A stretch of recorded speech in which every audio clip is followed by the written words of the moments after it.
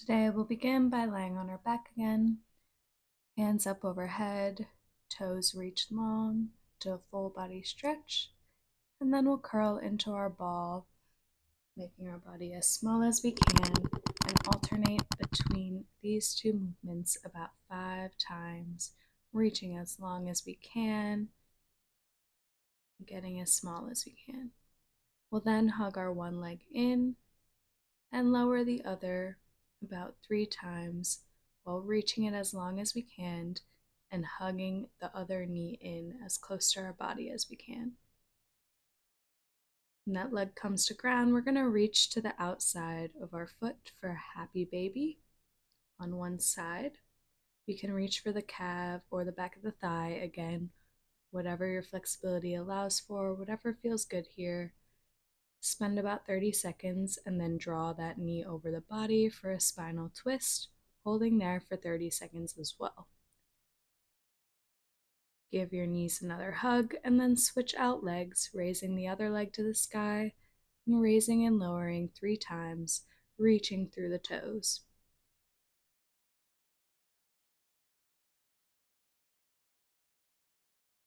We'll then reach for the outer edge of the other foot, pulling the knee down towards the ground, bottom of the foot stamping the ceiling, opening up into happy baby on one side.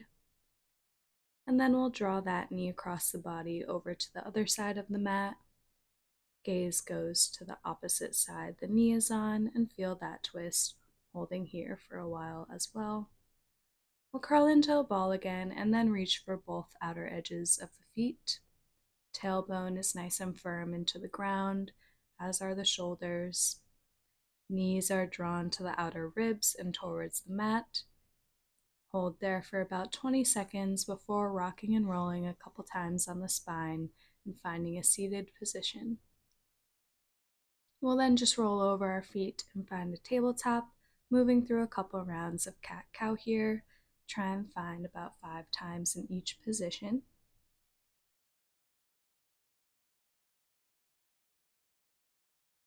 Next, we'll extend one leg long behind us and one arm forward and find our balancing table crunches. Let's aim for about 5 on each side before reaching back and finding that bind as we kick into our hand. We'll lower back down and then switch out arm and leg, moving nice and slow, drawing knee to elbow as we round out our spine and extend long. And then we'll connect hand to ankle on that side as well. We'll then find our first downward dog, tucking the toes and sending the hips to the sky. Pedal out the feet here. Come to tiptoes, melt the heels close to mat. Then we'll raise right leg to the sky first, step it between the hands.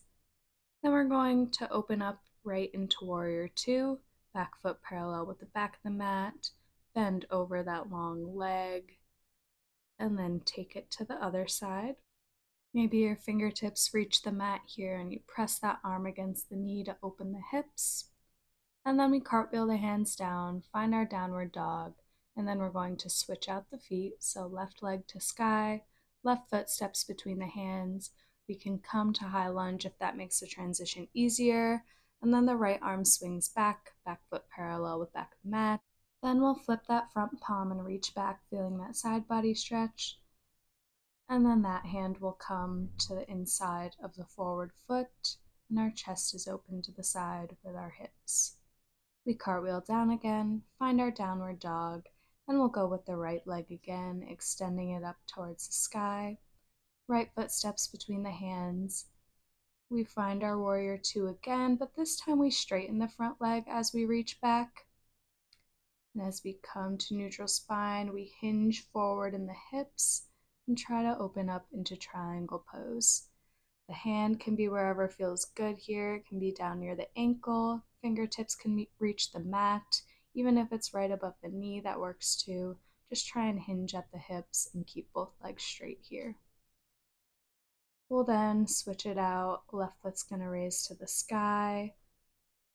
Find your warrior two, and when you reach back, you'll straighten that front leg as well. This time, arms will reach long, will hinge at the hips and open up.